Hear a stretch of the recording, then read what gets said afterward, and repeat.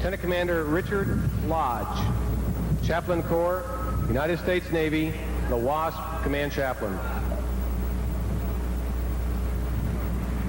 Commander Jack Berry, United States Navy, retired, co-chairman of the WASP Commissioning Committee. Kirk Hamaker, Army of the United States, retired, co-chairman of the WASP Commissioning Committee.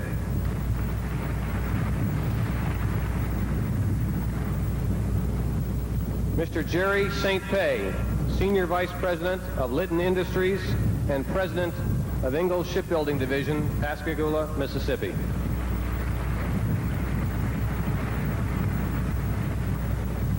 Captain R. Bruce Woodruff, United States Navy, Supervisor of Shipbuilding Conversion and Repair, Pascagoula, Mississippi. And Thomas S. Traynor, United States Navy, Commander, Amphibious Squadron 12.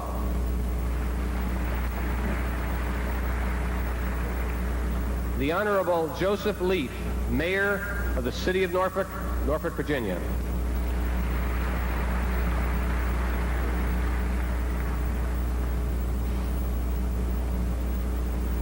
Rear Admiral Glenn E. Whistler, Jr., United States Navy, Commander, Amphibious Group 2.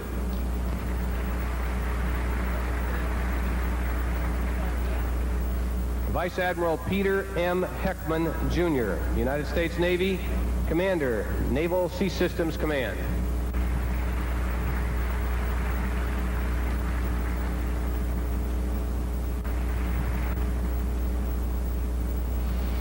Vice Admiral John W. Nyquist, United States Navy, Deputy Chief of Naval Operations for Surface Warfare.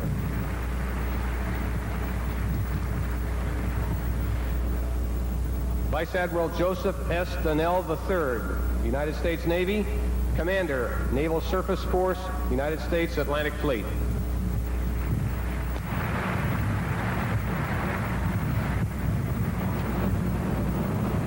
Admiral Leon A. Edney, Jr., United States Navy, Vice Chief of Naval Operations.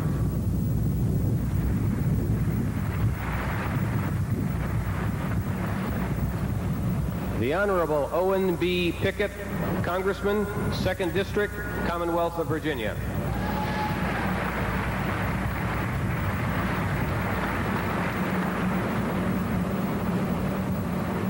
The Honorable Charles S. Robb, Senator, Commonwealth of Virginia.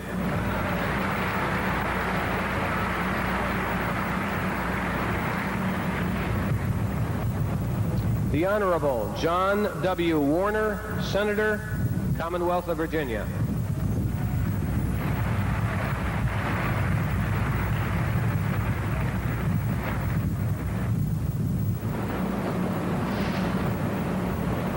Ladies and gentlemen, escorting the ship sponsor, Mrs. Diane Lawrence, and the maid of honor, Lieutenant Wendy Lawrence, her daughter, is our Command Master Chief, Master Chief Petty Officer Jorge A. Lopez.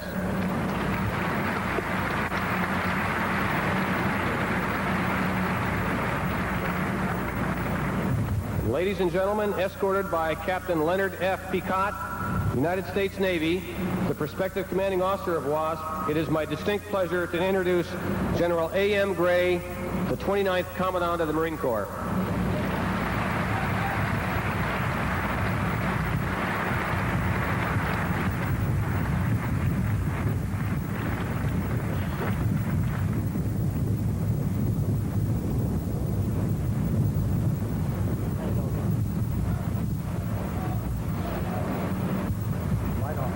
General Gray and Captain Peacock will now inspect the honor guard.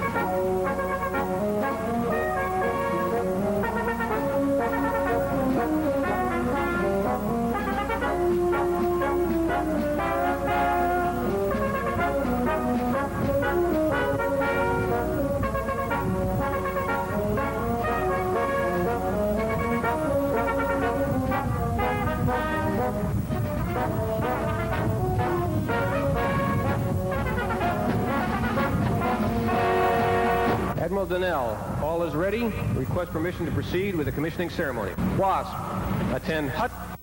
Will the guests please rise? Lieutenant Commander Richard Lodge, Chaplain Corps, United States Navy, will offer the invocation. Let us pray.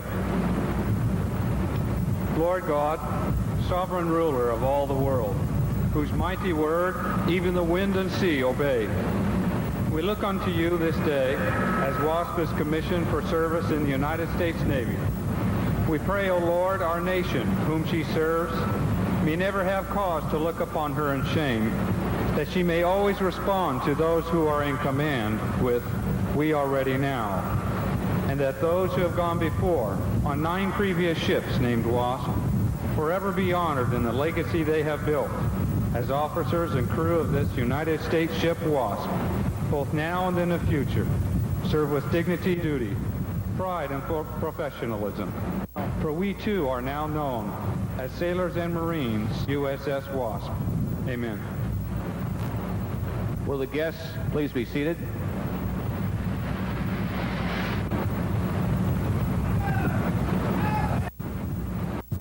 Admiral Joseph S. Donnell, United States Navy, Commander Surface Force, United States Atlantic Fleet.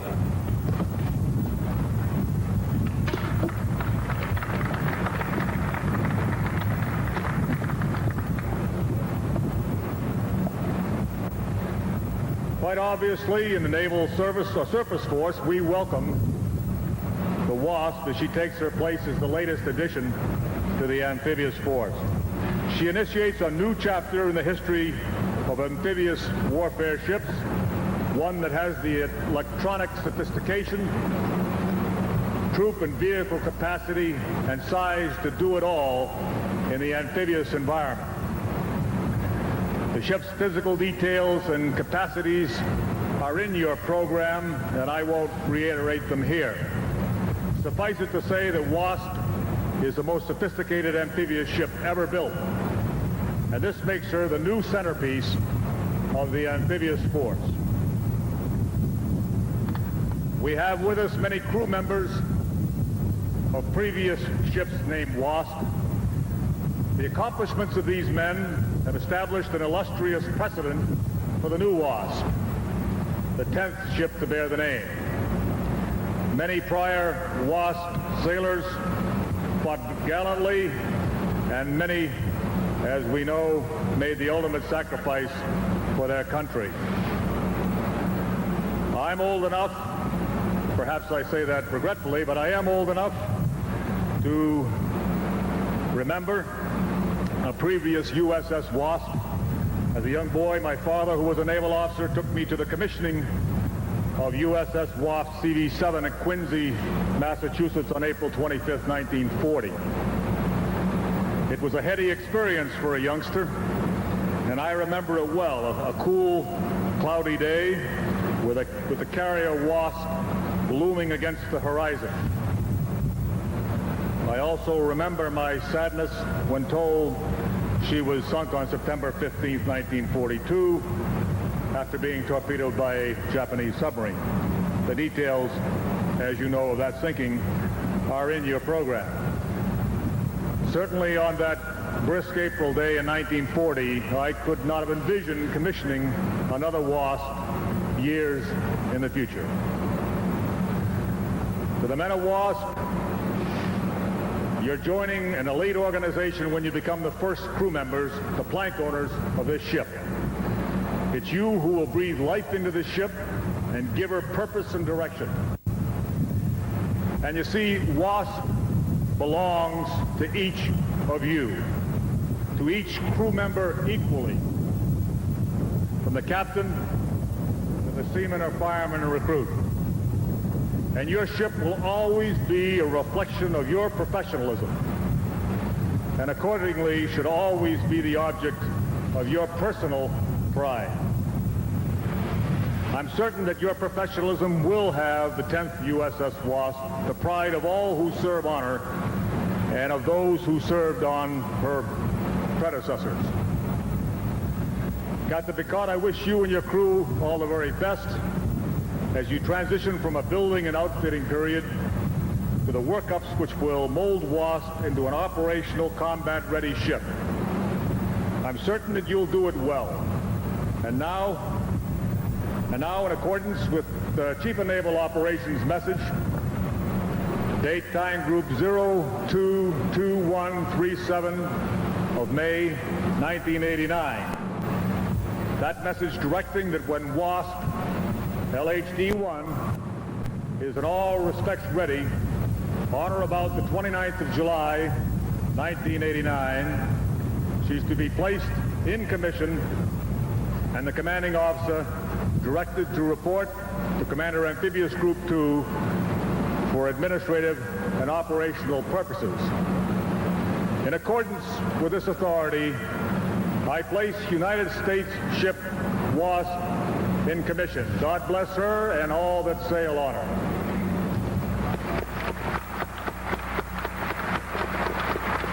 Ship's company, attend, hut.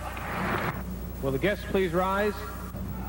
Parade the colors.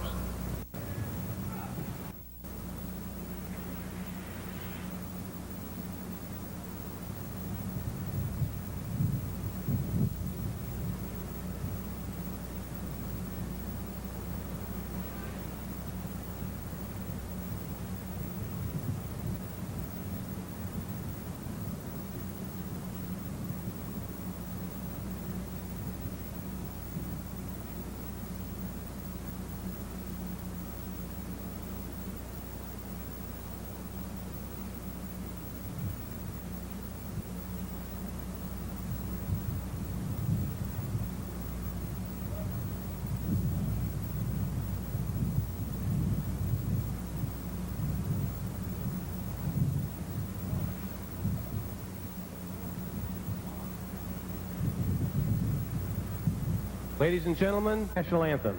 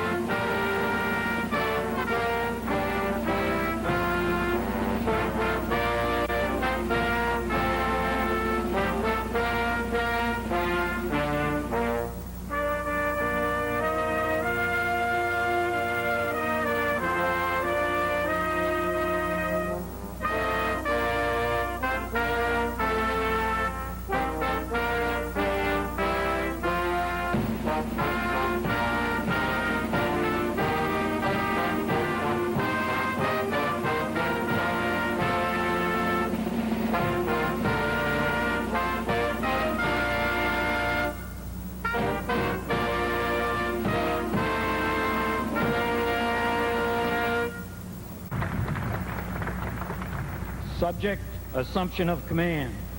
Buford's Order 3587, 24 December 87.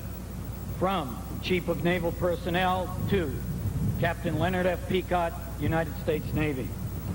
Upon placing USS WASP in commission, report to immediate superior in command for duty as commanding officer, USS WASP. Signed, Jeremy M. Borda, Vice Admiral, United States Navy, Chief of Naval Personnel. Admiral Donnell, I proudly accept command of USS WASP.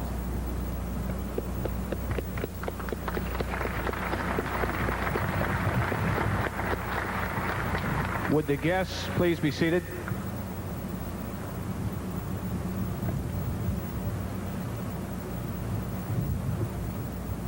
Executive Officer, set the watch.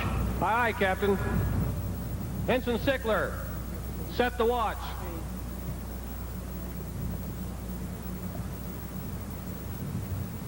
I think we've got a good view here, sir. Thank you. Captain Frederick J. Hiran, who was then a lieutenant commander, stood the last officer of the deck watch on the old USS WASP CVS-18 before she was decommissioned in 1972. Symbolic of the continuity which we celebrate today, Captain Hiran will present the long glass the traditional symbol of authority of the officer of the deck from the old WASP to the new watch, the first officer of the deck in USS WASP.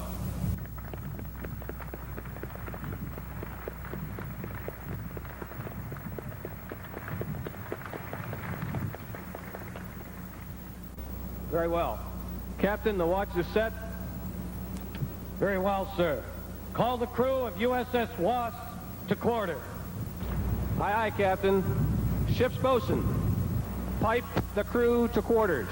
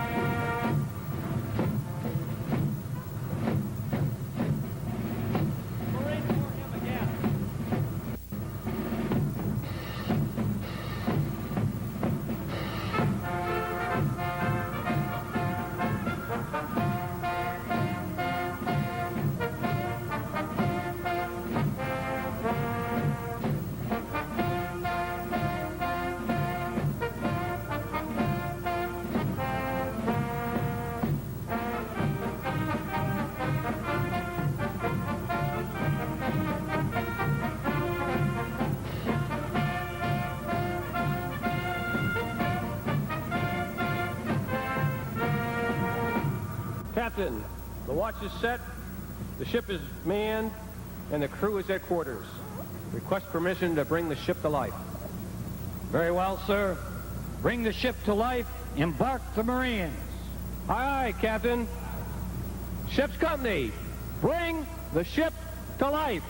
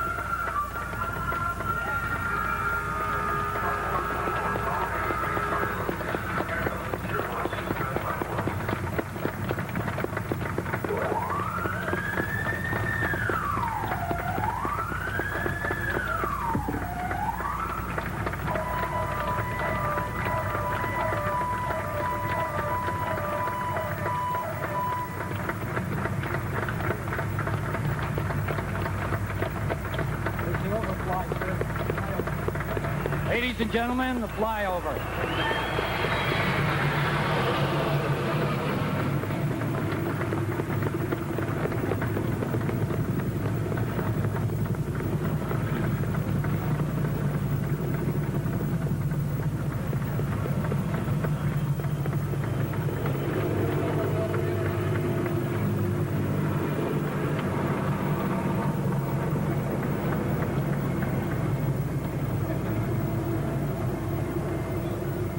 Ladies and gentlemen, Diane, WASP, USS WASP is back. Yeah!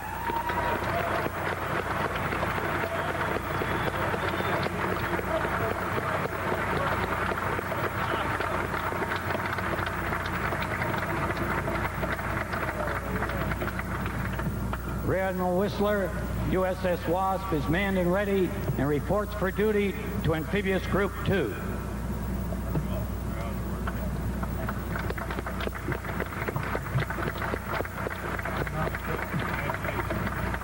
Ladies and gentlemen, will you please rise while we render honors to our principal speaker.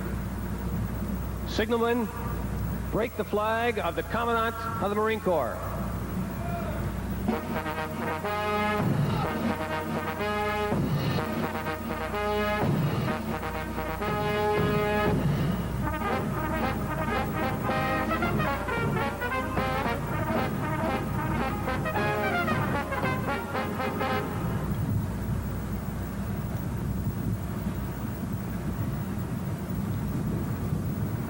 Will the guests please be seated? WASP, parade, crest. Ladies and gentlemen, General A.M. Gray, the 29th Commandant of the Marine Corps. General Gray. Thank you. Thank you. Senator Warner, Senator Robb, Congressman Pickett, all of the distinguished guests here up on the platform, especially Mrs. Lawrence. It's great to have you here, and I know you're very proud. And to the almost 10,000 very important people that I couldn't all name here this morning. It would take a while. It's great to be here and to be a part of such a thrilling and special occasion. And above all, to this magnificent young American warriors, the sailors and the Marines of the WASP. I want to especially say to you how enormously proud all of us are of this great ship, and particularly of the vital lifeblood of the WASP, and that is you. And as we take the chance today to look at this marvelous ship of war, which is also a ship of peace, and we see the technology, the command, the control, the communications, the spaces, and the radars, and all of that, to include the embarked jet aircraft and helicopters and weapons of our profession. And while we marvel at that, we know that behind those weapons and systems, and as a vital part of this great ship and platform, really stands those marvelous great people that unfortunately we take for granted from time to time. We call them sailors and Marines. And it would be fitting, I believe, each in our own way today, regardless of who we are or what we do, to take a little silent oath, if you will, to see to it that we stand by the men and women of the armed forces today, to include their families and loved ones who make it possible, really, for you to be here at a place of your choice and to share in this basic idea that we call freedom. And so your Chief of Naval Operations in particular, and your Commandant, wants you warriors of the WASP to know how we feel and to say thank you. I say this today because we are in a very interesting time, I believe, in history. One that we see, for example, Soviet leadership striking out and, in my view, genuinely seeking change. We're not sure, though, how this is going to come out. And even if they are able to bring about the change that they seek, it would be my view that it's going to take a long, long, long time. Because, you see, they have to change a culture. There's no one alive in the Soviet Union today that was born in this century that has heard anything other than how bad the United States is, how bad democracy is, how bad the free world is, how bad our economic system and free enterprise ideas are. It goes on and on. And one thing has not changed: their dedication to the Marxist-Leninist idea. That remains. And it was very clear as recent as yesterday as Admiral Bud Edney and I discussed such issues with Marshal Akromayov, that our great nation is a maritime nation, and that the globe, and indeed beyond the planet, that's where our interests are. And it's back and forth across those great highways we call oceans that move the items of commerce, and not just the nice to have items, but the precious minerals and resources that we must have if we are going to survive as a free nation and perchance flourish economically. And so there's a greater reason than ever to have a sea power capability second to none on this globe if indeed we want to steam into the next century into the way that not only we want, but the world must have as we pursue freedom. And I would submit that there's a higher calling than the economic idea. I would say to you today that around the world, there are millions of men and women and more millions of children who dream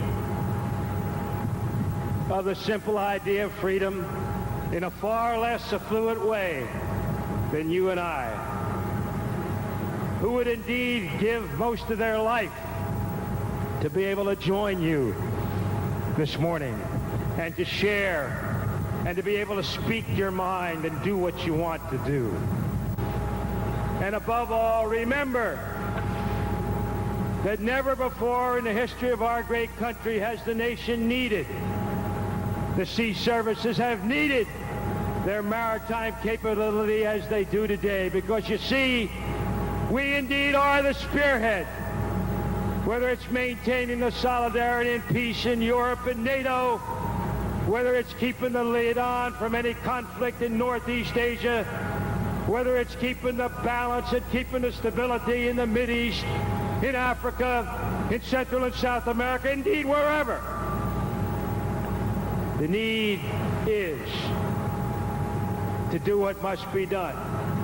And only sailors and Marines have that maneuver, that mobility, that aggregate usefulness, regardless of the conflict of spectrum, which makes us, I would submit to my distinguished friends here from the Hill, which makes us not only the best, but probably the only useful aggregate bargain in town.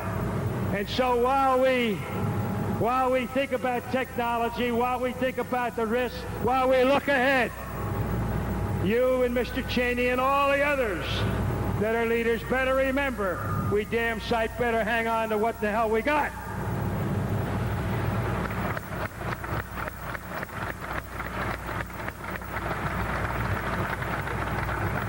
Because, you see, if the balloon goes up this evening, it's going to be a come-as-you-are party.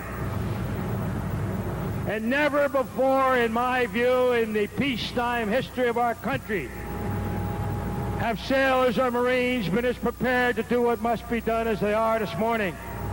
Indeed, only the sea services, and only them, can meet their general war commitments this evening and can meet the major regional commitments this evening.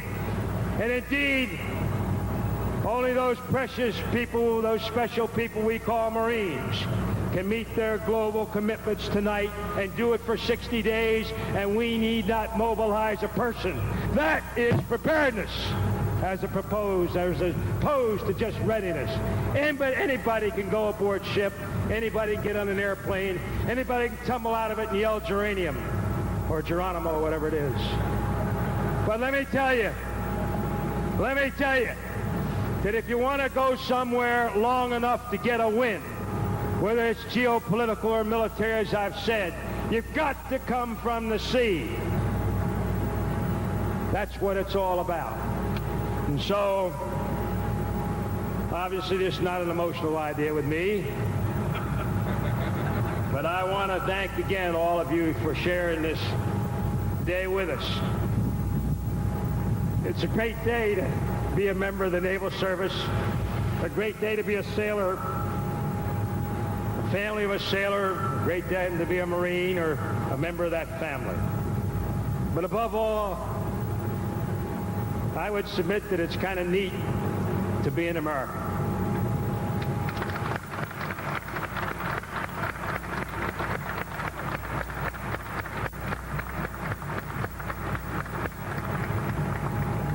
And we must also remember that our young people from time to time go in harm's way. We need not reinforce that thought with this splendid naval community here in Norfolk, which has already seen this year its share of grief. But it would be less than appropriate to the memory of the brave and valiant sailors and Marines who have paid the supreme sacrifice to ever forget that they believed in us. They believed in our country. They believed in the idea of freedom around the world. And all leaders should take this time to rededicate themselves to that simple idea that our men and women remain our most precious resource. And so to the ship's crew and to the embarked Marines, I would say to you, as always, take care of yourselves, take care of each other. God bless, and as we say in your Corps of Marines, Semper Fidelis.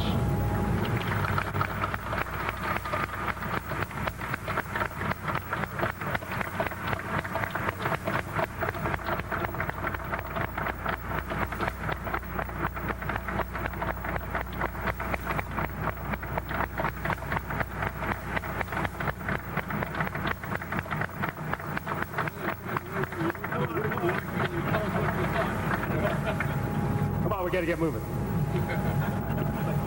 Ladies and gentlemen, Captain Leonard F. Peacock, United States Navy, Commanding Officer, USS WASP.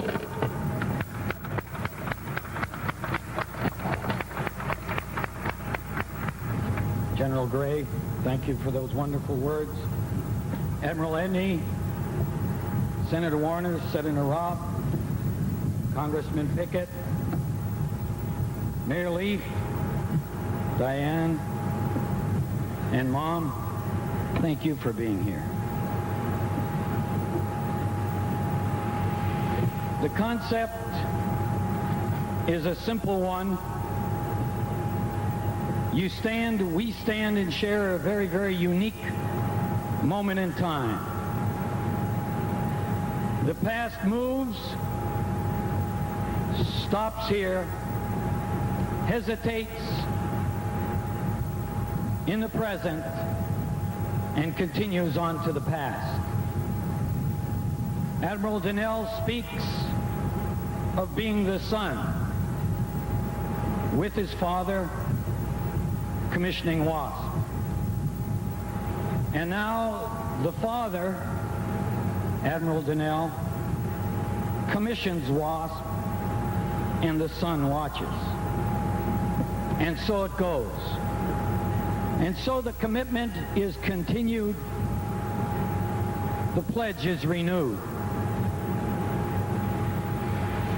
A continuation of a simple thought, perhaps,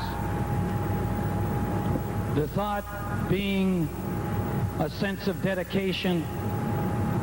Another generation takes up the mantle and moves to its place in history. This is the thought that I have of today. A commissioning indeed, but perhaps more properly a continuation. A continuation of the concepts, the pledges, the dedication and commitment that General Gray very clearly spoke of. And so we pick up that gauntlet today. We do it proudly. We do it firmly. We do it with a sense of caring and a sense of understanding of the responsibility that goes with it. And we take it and move forward into what becomes the future. Our motto, a very, very simple one: honor, tradition, excellence. We honor you who have gone before us. We accept your tradition. We accept the responsibilities of that tradition. And we are dedicated to continue that concept of excellence that you have so clearly established for us.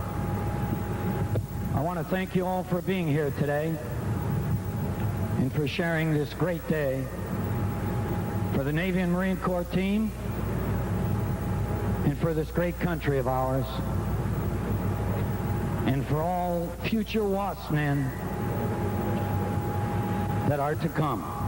Thank you very much.